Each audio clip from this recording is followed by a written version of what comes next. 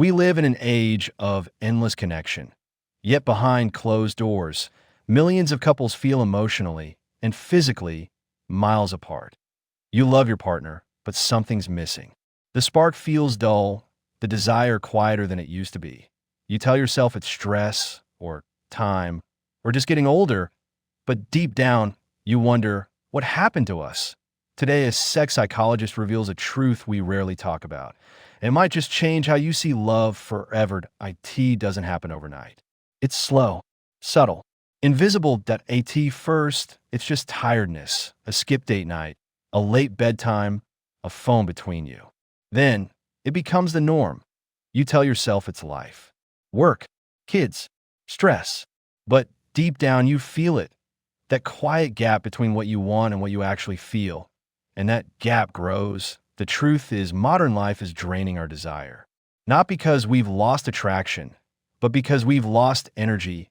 Every notification, every deadline, every worry pulls your nervous system into survival mode. And when the brain is focused on survival, intimacy feels like a luxury it can't afford. Psychologists call it emotional fatigue. You can love someone deeply, yet feel too depleted to connect. It's not a lack of love.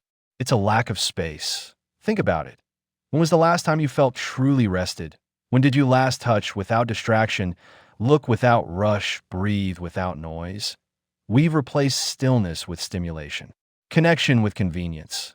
And slowly, we've forgotten that intimacy isn't automatic. It's cultivated. But here's the good news. Desire isn't gone. It's just buried under exhaustion. When we learn to calm our minds, our bodies remember what they've been craving: presence, safety, and touch. Because the real problem isn't just stress, it's how our brains have learned to process it. The psychological disconnect. Why your mind can love someone and still feel nothing. You could be lying next to someone you adore and still feel miles apart. Why does the brain shut down desire, even when love is alive? The answer lies in how our minds manage safety.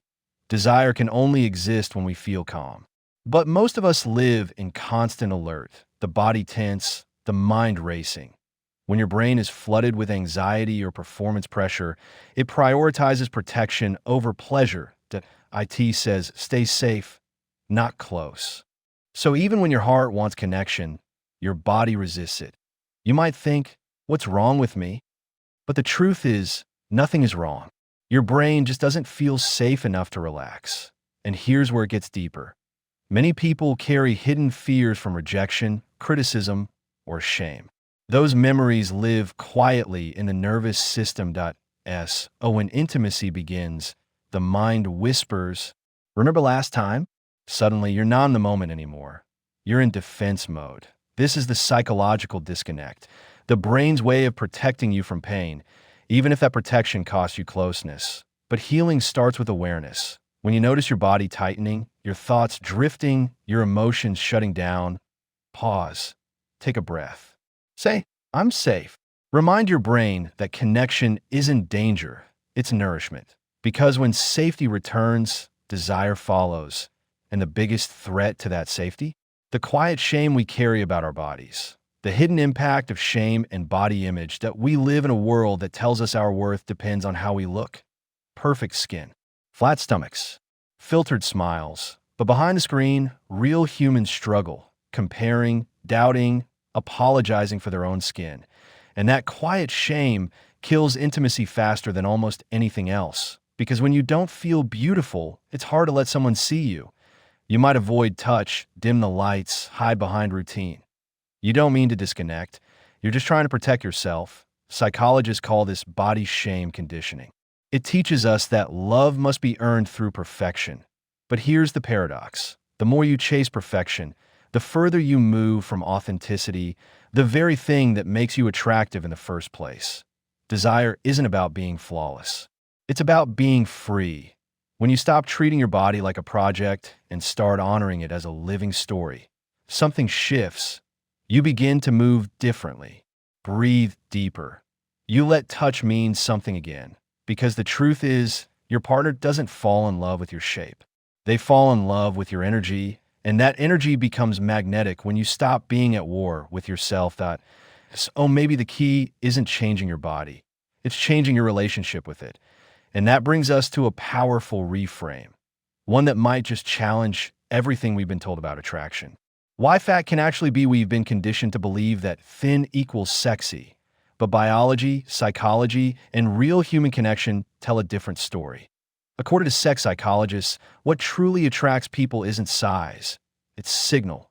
Confidence, warmth, emotional safety, vitality. These are the cues our brains associate with desire. And here's the fascinating part. Moderate body fat actually supports hormone balance, emotional stability, and even fertility. Your body's curves tell a story of comfort in life, not lack of control. But our culture made us forget that we were taught to shrink ourselves, physically and emotionally, to fit into an image that was never real.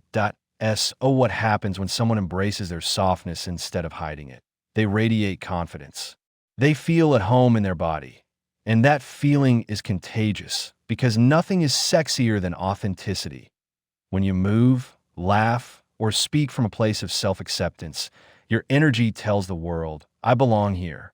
And everyone feels that it's not fat that makes you undesirable. It's the belief that you should be someone else. The moment that belief fades, attraction rushes back. If you've been fighting your body, maybe it's time to make peace with it. Because peace is the most seductive energy there is. Communication, the lost language of desire. When was the last time you truly talked about sex? Not joked, not argued, but shared. For most couples, real communication about intimacy is almost extinct. We fear judgment, rejection, awkwardness. So we stay silent, but silence breeds distance, and distance becomes resentment. Here's what few realize. Communication isn't just words. It's emotional transparency. When you say, I miss us, or I want to understand you, you reopen a door the mind had closed. Psychologists say vulnerability is the gateway to desire. Because when you feel emotionally safe, your nervous system relaxes, and only then can pleasure truly exist. Start small. Ask your partner what makes them feel desired. Share what you've been missing without blame. Listen, not to reply, but to feel that you'll notice something powerful. When you speak your truth, tension fades because intimacy doesn't start in the body, it starts in the mind.